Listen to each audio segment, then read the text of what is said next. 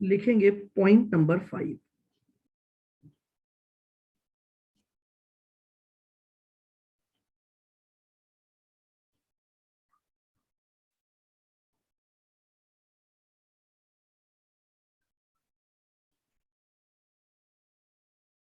Recognition principle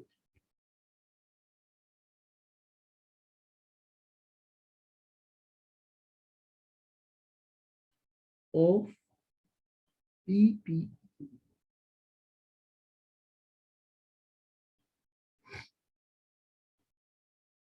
देखिएगा, recognition principle का मतलब होता है when to record the PPE. Recognition मतलब रिकॉर्ड करना, प्रिंसिपल मतलब कुछ बातों के पूरा होने पर ही उसे रिकॉर्ड किया जाएगा। तो रिकॉग्निशन प्रिंसिपल ऑफ पीपीई का मतलब है कि मैं किसी भी असेट को पीपीई के रूप में अपनी बुक्स में कब रिकॉग्नाइज्ड करूंगा, यानी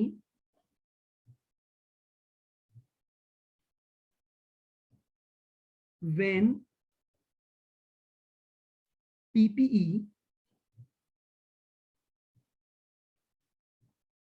should be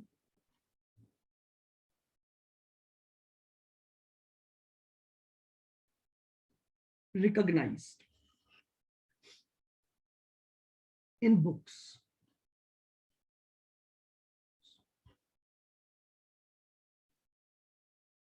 as an asset। Recognition principle का मतलब है मैं पीपीई को अपनी बुक्स में असेट के रूप में रिकॉर्ड करना चाहता हूं। रिकॉग्नाइज का मतलब आप समझ सकते हो, रिकॉर्ड करना। तो मेरा क्वेश्चन आता है कि मैं पीपीई को कब रिकॉर्ड करूंगा। तो देखिएगा क्या बोलता है ये, लिखें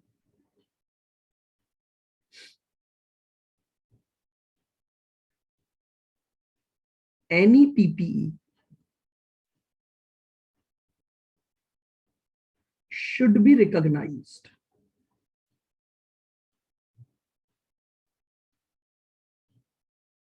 any PPE should be recognized as an asset। any PPE should be recognized as an asset if both of the following condition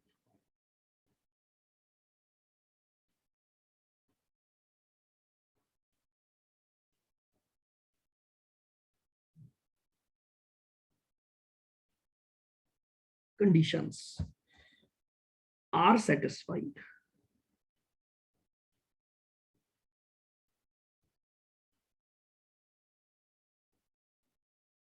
लीजिएगा, अंडरलाइन कर लेना both conditions.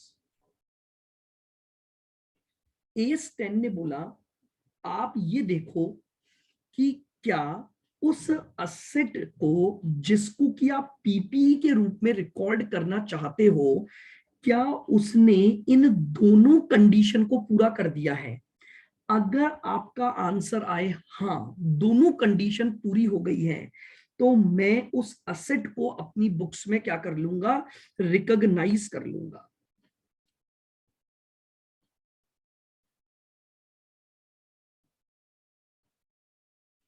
Condition number 1, sir ये रिकॉग्नाइज्ड के आगे क्या लिखा है? रिकॉग्नाइज्ड इन बुक्स। कंडीशन नंबर 1 और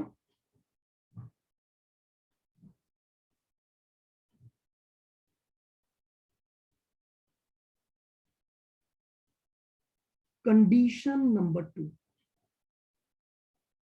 बस दो बातें देखनी है। अगर आपका आंसर है कि दोनों कंडीशन पूरी हो गई, इन दोनों के बीच में हमेशा ध्यान रखना एंड लगा हुआ है, इन दोनों के बीच में एंड लगा हुआ है, यानी ये कंडीशन भी पूरी होनी चाहिए और ये कंडीशन भी पूरी होनी चाहिए, तभी मैं उस असेट को पीपीई के रूप में रिकॉर्ड करूंगा। कंडीशन नंबर 1,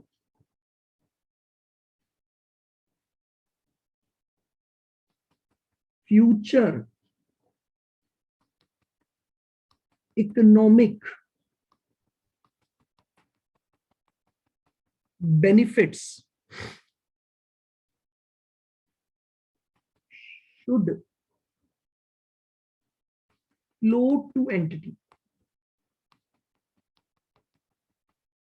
जिस असेट की आप बातें कर रहे हो, जिसको आप अपनी बुक्स में रिकॉर्ड करना चाहते हो, उसकी वजह से आपको फ्यूचर इकोनॉमिक बेनिफिट्स मिलेंगे। फ्यूचर इकोनॉमिक बेनिफिट का मतलब होता है भविष्य में मॉनेटरी टर्म्स में वो बेनिफिट प्रोवाइड करने में हेल्प करेगी। क्या कोई पीपीई, कोई भी प्रॉपर्टी अगर आप प्रोडक्शन करते हो, मनी का फ्लो होगा कि नहीं होगा?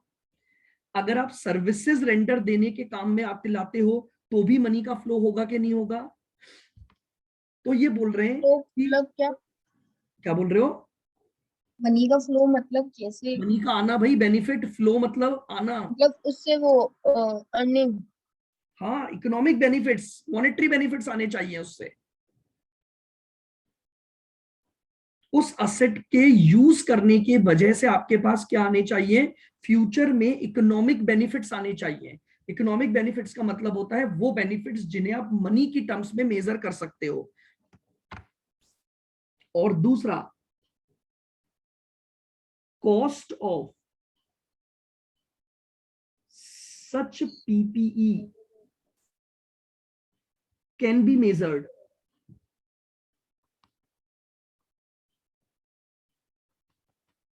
और दूसरी बात है, उसकी कॉस्ट को मेजर कर सकते हो।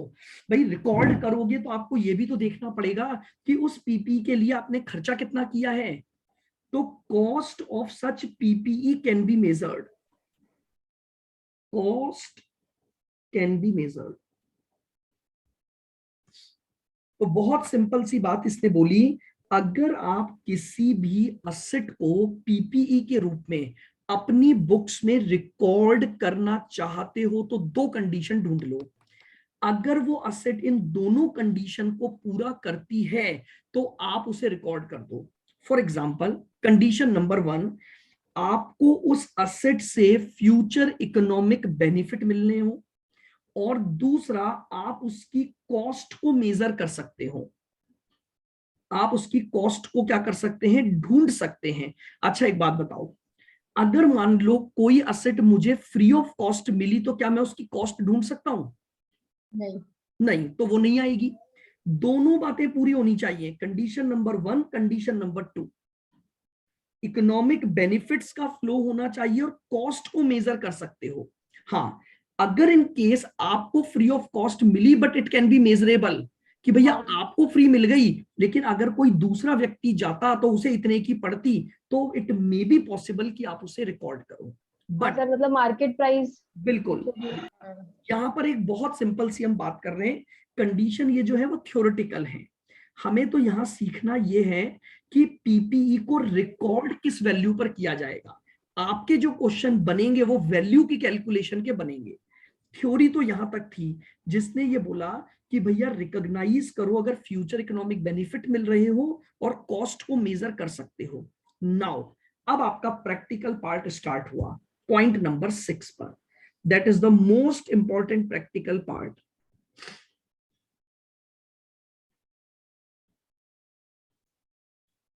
हाउ टू मेजर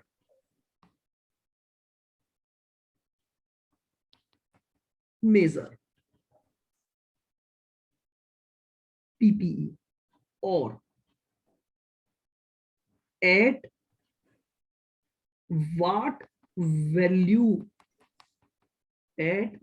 value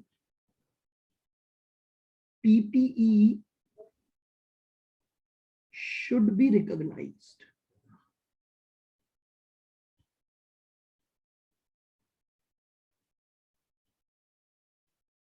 अब हमें सीखना है हाउ टू मेजर पीपीई या at what value PPE should be recognize. अगर हमने ये देख लिया कि मुझे पीपीई को अपनी बुक्स में रिकॉर्ड करना है, तो नाउ द क्वेश्चन अराइज कि उसे किस वैल्यू पर रिकॉर्ड करूंगा।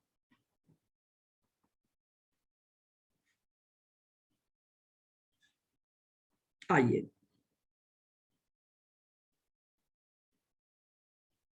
केस ए,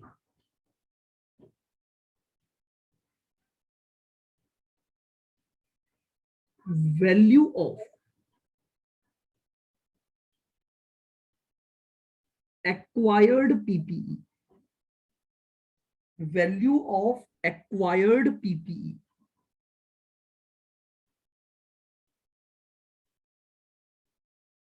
यानी परचेज्ड पीपीई। सबसे पहले मैं निकालना सिखाऊंगा आपको, अगर मैंने कोई पीपीई खरीदी है या एक्वायर की है तो उसकी कॉस्ट को कैसे निकालूंगा। बहुत ध्यान से सुनना, मैं फिर बोल रहा हूं, point number 6 is the most important for exam point of view. मुझे ये निकालना है कि पीपीई को अपनी बुक्स में किस वैल्यू पर रिकॉर्ड करूंगा। उसमें मैंने सबसे पहले बात की एक्वायर्ड पीपीई को लेकर, यानी मैं एक पीपीई को खरीदने जा रहा हूं, परचेज करने जा रहा हूं या एक्वायर करने जा रहा हूं, तो उस पीपीई की कॉस्ट मैं कैसे मेजर करूंगा। लिखें, तो सर हेडिंग तो दिखा। अभी तक हेडिंग ही नहीं लिखी है तो धीरे लिखते हो। पीपीई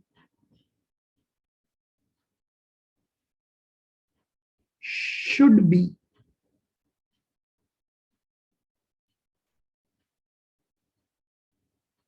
initially recorded या measured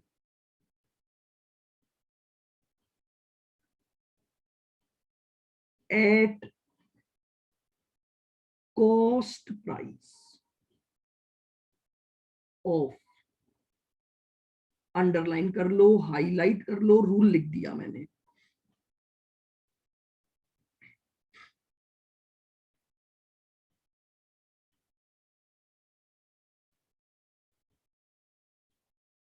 ये लीजिए, अगर मैंने कोई भी पीपीई एक्वायर की है या कोई भी पीपीई मैंने परचेस की है, तो उसे रिकॉर्ड किया जाएगा उसकी कॉस्ट प्राइस पर। तो अब हमारे दिमाग में आता है, सर कॉस्ट क्या होती है, कॉस्ट ऑफ पीपीई का मतलब क्या है। तो लिखें, अभी ऊपर वाले और यहाँ नीचे वाले में फर्क क्या है? क्या ऊपर वाले और नीचे वाले में फर्क, एक तो ये कंडीशन नंबर 2 और इसमें क्या फर्क? क्या बोल रहे हो। कंडीशन नंबर 2 में तो कॉस्ट लिखी हुई है और ये है। अरे तो कॉस्ट निकालोगे कैसे, वो नहीं सीखोगे। कॉस्ट का मतलब क्या है आपका, cost of asset can be measured, इसका मतलब बताओ पहले तो मुझे, इसका मतलब क्या होता है। कि अपन उसे सर मतलब रिकॉर्ड करने लायक है कि हाँ मॉनेटरी में उसकी वैल्यू है, अपन को पता है। तो अब वो मॉनेटरी वैल्यू ढूंढोगे नहीं क्या कि कितने पर कितनी है उसकी मॉनेटरी वैल्यू की बात है। है। हाँ सर, आ गया कि उसी को मेजर करने का है सर। हाँ तो बस अब मैं ये बता रहा हूं कि वो कॉस्ट निकालोगे कैसे आप। भाई आप एक कॉपी यस खरीद सर। के लाए 20 रुपए, तो वो 20 रुपए उसकी कॉस्ट है ना। हाँ, तो वो वो बीस कैसे आई रुपए वो? कैसे निकाला, वो निकालना सिखा रहा हूं मैं आपको। मैंने ऊपर तो लिखा कि कॉस्ट ढूंढी जानी चाहिए, तो कॉस्ट भी तो ढूंढनी पड़ेगी आपको। आपको ऐसा थोड़ी है वो क्वेश्चन में लिख के ही दे देगा। तो कॉस्ट कैसे ढूंढेंगे अब वो सिखा रहा हूं। Statement showing cost of PPE. आ जाइए, अब हम सीखेंगे पीपीई की कॉस्ट को निकालना। सबसे पहले लो उसकी परचेज प्राइस,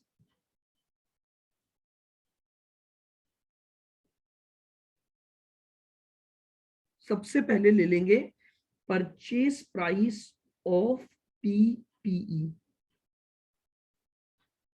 लीजिए, अगर मान लीजिए परचेज करते समय सामने वाले ने मुझे कोई ट्रेड डिस्काउंट दिया है, तो क्या ट्रेड डिस्काउंट हटाने के बाद ही मेरी परचेज प्राइस मानी जाएगी? हाँ। तो इसमें से माइनस कर दूंगा ट्रेड डिस्काउंट।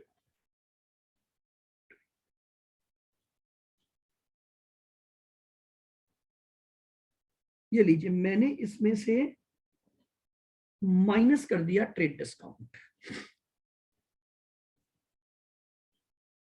आओ मुझे एक बात बताओ, मान लो आपने ये जो पीपीई खरीदा है ये आउट ऑफ इंडिया से खरीदा है, तो इंडिया में लाने पर आपको कुछ ड्यूटी देनी पड़ेगी, टैक्सेस देने पड़ेंगे। क्या वो टैक्सेस भी आपकी कॉस्ट का पार्ट बनेंगे? हाँ सर। तो मैंने यहां ऐड कर दिया इंपोर्ट ड्यूटी, वो मेरी कॉस्ट को बढ़ा देगा। मान लो मैंने 1 लाख की मशीन खरीदी और 10% उस पर इंपोर्ट ड्यूटी की, तो मेरे लिए तो उस असेट की कॉस्ट 1,10,000 हो गई, plus non refundable taxes.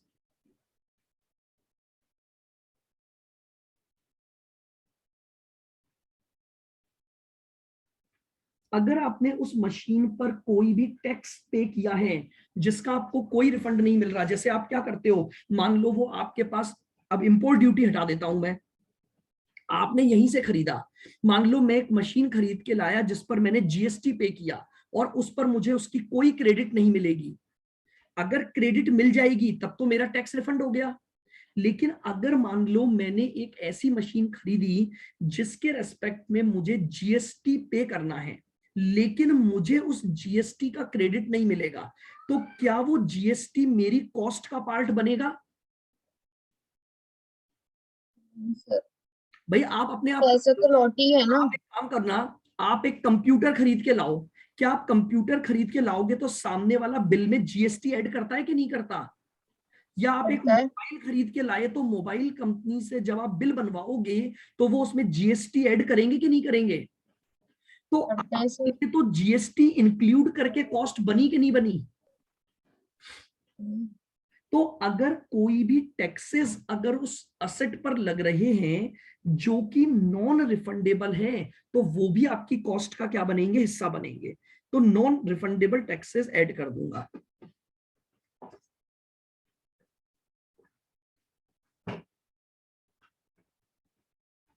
Freight charges या जो ट्रांसपोर्टेशन की मैं बात करूं, क्या वो भी मेरी कॉस्ट में जुड़ेगा कि नहीं जुड़ेगा? हाँ सर, जब तक उसको यूज में नहीं ला देते सारे खर्चे ऐड होंगे।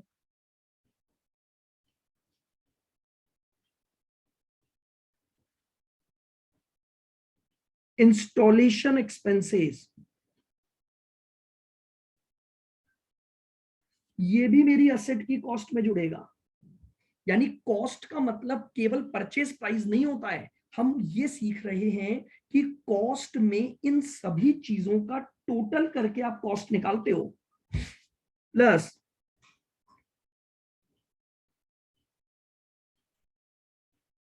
Trial run expenses.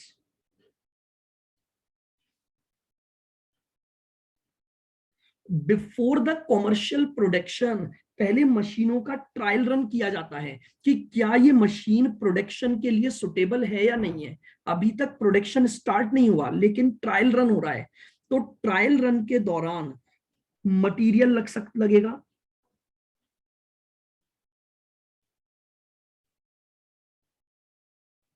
Trial run के दौरान लेबर कॉस्ट लग सकती है,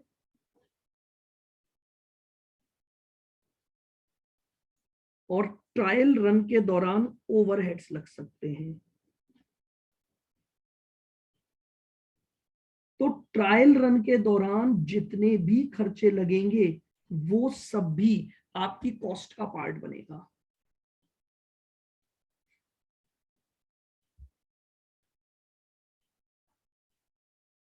minus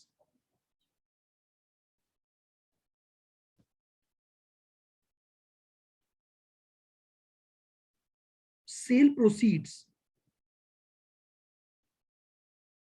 from product sale proceeds from product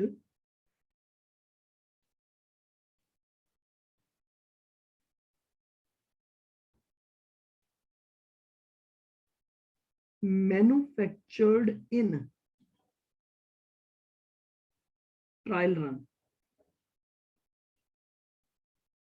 समझिएगा, आपने ट्रायल रन के सारे खर्चे जोड़ दिए। अब जब ये मटेरियल लगा दिया, लेबर लगा दिया, ओवरहेड लगा दिए, तो मान लो प्रोडक्ट बनकर तैयार हो गया। तो अब वो प्रोडक्ट बन गया तो बेचूंगा उसे। जब उसको बनाने के खर्चे मशीन की कॉस्ट में जोड़े हैं, तो अगर उस ट्रायल रन की वजह से अगर कोई प्रोडक्ट बना, तो उसको बेचने पर जो पैसा मिलेगा वो मेरी कॉस्ट को क्या कर देगा, कम कर देगा। तो अगर ट्रायल रन के दौरान कोई भी प्रोडक्ट बना, तो उस प्रोडक्ट को बेचने पर मुझे जो मिलेगा वो मेरे कॉस्ट ऑफ पीपीई को क्या कर देगा, कम कर देगा। Plus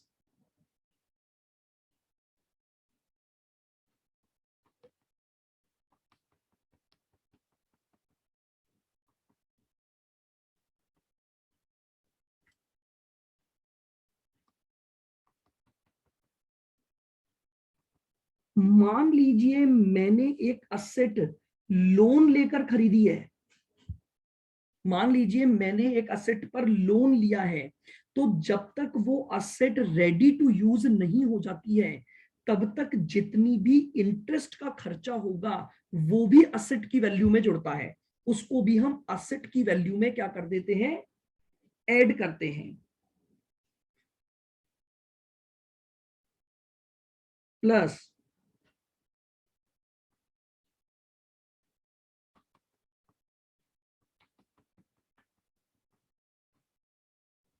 site preparation cost. देखिएगा, कई मशीनें ऐसी होती हैं जिन मशीनों को इंस्टॉल करने से पहले उनका एक फाउंडेशन या एक बेस तैयार करना पड़ता है। जब तक वो बेस नहीं बना दोगे, उसके ऊपर ही वो मशीन इंस्टॉल होती है। तो वो जो साइट प्रिपेयर करोगे, जहां पर वो मशीन इंस्टॉल करोगे, वो खर्चा भी मशीन की कॉस्ट में जुड़ेगा। प्लस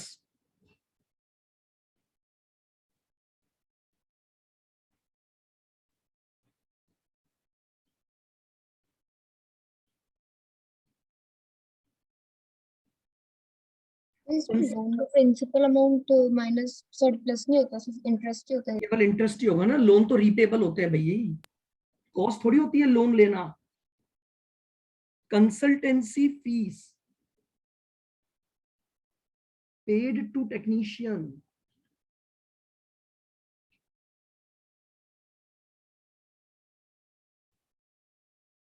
जानते हो, कई बार मशीनों के लिए टेक्निकल कंसल्टेंट बुलाए जाते हैं। मशीन को कहाँ लगाया जाए, कैसे लगाया जाए, उनकी सलाह ली जाती है। तो अगर कोई कंसल्टेंसी फीस उस टेक्नीशियन को मुझे देनी पड़ी, तो वो भी मैं असेट की कॉस्ट का पार्ट बनाऊंगा। प्लस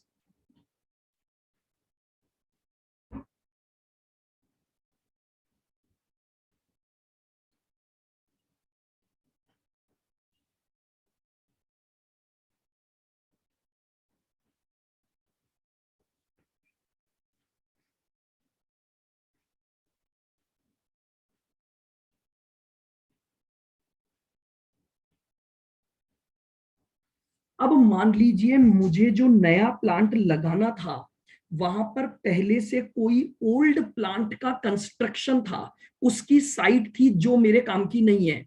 तो मुझे उसे डिमोलिस्ड करवाना पड़ेगा, मुझे उस ओल्ड असेट को डिस्ट्रक्ट करना पड़ेगा। तो उसके लिए मुझे जो खर्चे करने पड़ेंगे, भाई समझो, ओल्ड असेट जब तक हटाऊंगा नहीं तब तक नई नहीं लग सकती। तो ओल्ड असेट को डिस्ट्रक्ट करने पर जो खर्चा होगा, उसको डिमोलिस्ड करने पर जो खर्चा होगा, वो भी मेरी नई असेट की कॉस्ट का पार्ट बनेगा। Plus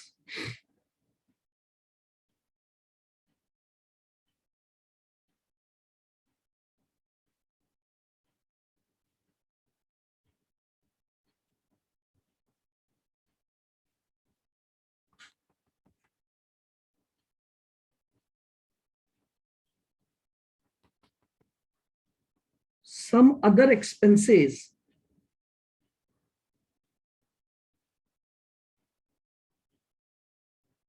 which are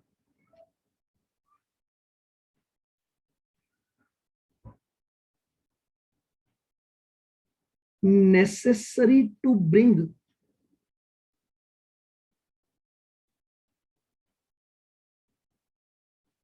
the PPE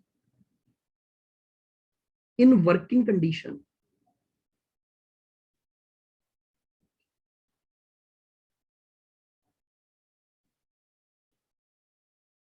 समझिएगा, कुछ ऐसे खर्चे जो उस पीपीई को वर्किंग कंडीशन में लाने के लिए किए जाएं, जैसे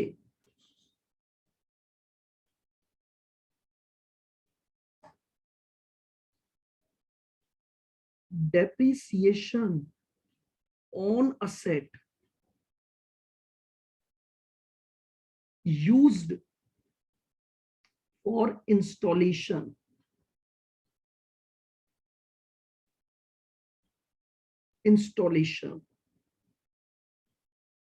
PPE। ध्यान से सुनना, मुझे एक पीपीई को इंस्टॉल करना है। अब अगर मैं पीपीई का इंस्टॉलेशन कर रहा हूं तो इंस्टॉलेशन में हेल्प करने के लिए एक असेट लेकर आया, उस असेट की सहायता से मैं इंस्टॉलेशन करूंगा। तो जो असेट मैं यूज कर रहा हूं इंस्टॉलेशन करने के लिए, उसका डेप्रिसिएशन भी इसी असेट पर चार्ज होगा। आप समझ रहे हो? असेट जैसे जैसे यूज करोगे वो डेप्रिशिएट होती है। हाँ। वैसे तो ये होता है कि डेप्रिसिएशन आप पीएनडल में लिखते हो, लेकिन मैं क्या बोल रहा हूं वो समझना। एक मशीन को इंस्टॉल करने के लिए दूसरी मशीन की सहायता ली मैंने। एक मशीन को इंस्टॉल करने के लिए दूसरी मशीन की सहायता ली, तो भैया जिस मशीन की सहायता से इंस्टॉलेशन का काम किया उस मशीन के भी तो कुछ खर्चे होंगे। उस मशीन का खर्चा क्या हो सकता है? दो खर्चे। अगर वो मशीन मेरी खुद की है तो डेप्रिसिएशन, और अगर वो मशीन किराए पर लाई गई तो हायर चार्जेस। हाँ तो लिखो हायर चार्जेस। सर, मतलब वो फिक्स करने के लिए वो मशीन अब परमानेंटली उसमें यूज हुई हुई लगी हुई है मतलब? नहीं नहीं, हटा दूंगा बाद में, केवल मैंने उसे इंस्टॉल करने के लिए काम में लिया है बस। इंस्टॉल करने के लिए एक, जैसे मान लो मैं आपको एग्जांपल देता हूं, मुझे एक मशीन इंस्टॉल करनी थी। उस मशीन को इंस्टॉल करने के लिए मुझे जमीन में ड्रिलिंग करनी थी। अब ड्रिलिंग करने के लिए ड्रिलिंग मशीन चाहिए कि नहीं चाहिए? चाहिए। बिना ड्रिलिंग किए बेस तैयार नहीं होगा और वो मशीन इंस्टॉल नहीं होगी। अब मेरे पास दो ऑप्शन है, मैं ड्रिलिंग मशीन को किराए पर ले आऊं और किराए पर लाकर इंस्टॉलेशन का काम करूं और वो मशीन वापस लौटा दूं। यस तो सर। बताओ ड्रिलिंग मशीन का किराया देना पड़ा कि नहीं देना पड़ा?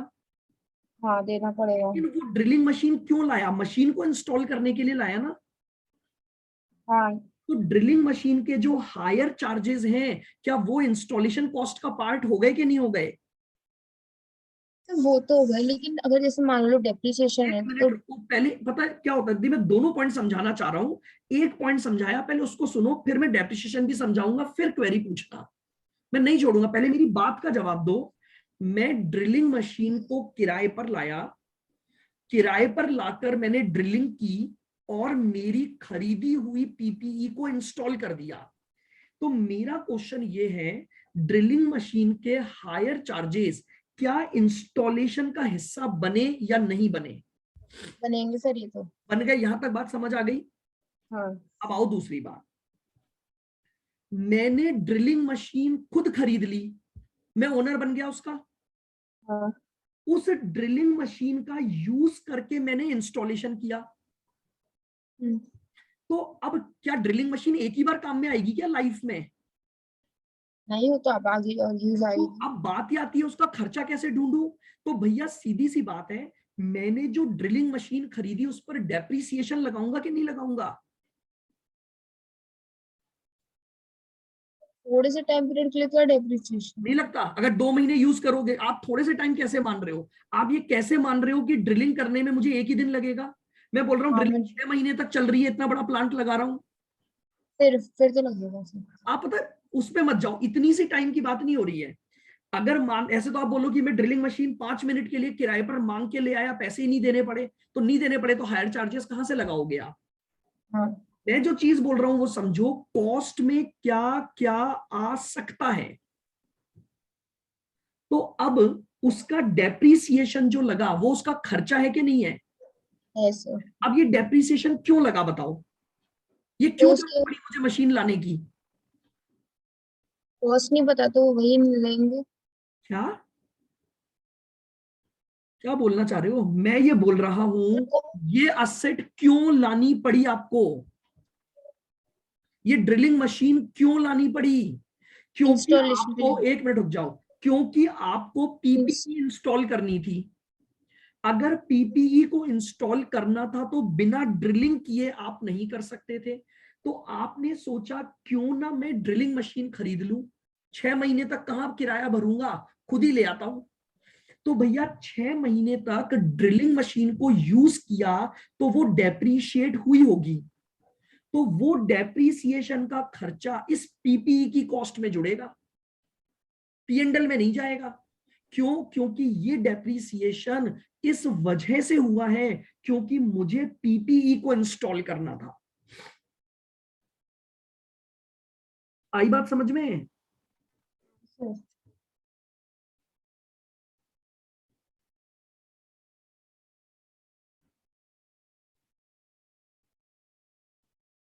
मैं हर एक आइटम पर चर्चा कर रहा हूं, हालांकि मैं मानता हूं इंटर लेवल पर इतना डिटेल्ड, बट फिर भी हमें हर पॉइंट पता होना चाहिए क्या क्या हमारे पास एग्जाम में बन सकता है। कल को मेरे जैसे किसी ने पेपर बनाया तो ऐसा क्वेश्चन पक्का देगा। आओ, प्लस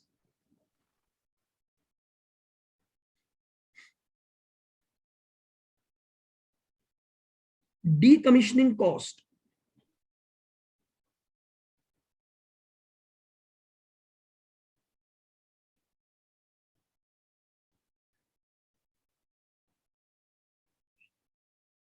कॉस्ट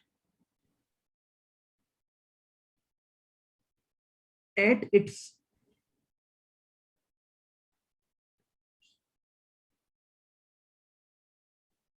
प्रेजेंट वैल्यू। इस पर अभी मैं लेटर ऑन चर्चा करूंगा, इसलिए कोई क्वेरी मत उठाना। अगर कोई भी डीकमीशनिंग कॉस्ट है तो डीकमीशनिंग कॉस्ट को प्रेजेंट वैल्यू निकाल कर लिया जाएगा। अब ये क्या होती है, ये आप लोग बचपन में पढ़ चुके हो, मैं आपको वापस से बताऊंगा। Minus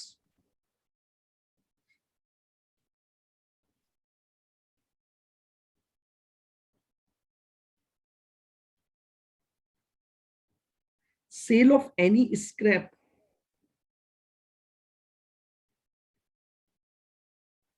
realized from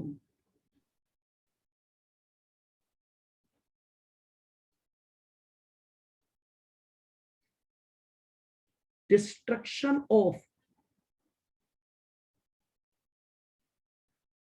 old asset। ये देखो ऊपर, ओल्ड असेट को डिस्ट्रक्ट किया था तो उसके खर्चे जोड़े थे ना।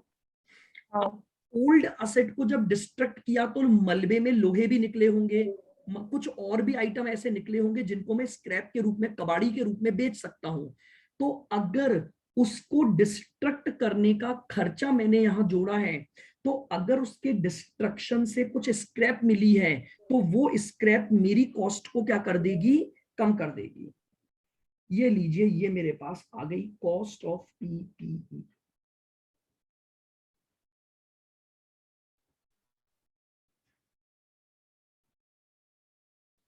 ये मैंने आपको निकालना सिखा दिया, अभी बस ये चर्चा बाकी है।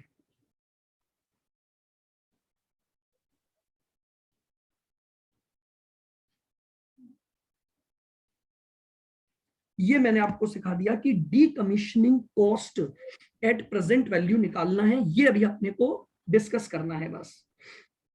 ये पूरा एक स्टेटमेंट मैंने आपको बनवाया कि अगर मैं कोई भी पीपीई परचेस करता हूं या कोई भी पीपीई एक्वायर करता हूं तो मैं उसको कॉस्ट पर लूंगा, इनिशियली मेजर्ड एट कॉस्ट। और कॉस्ट में क्या क्या आएगा उसका मैंने एक डिटेल्ड चार्ट आपको बनवा दिया है।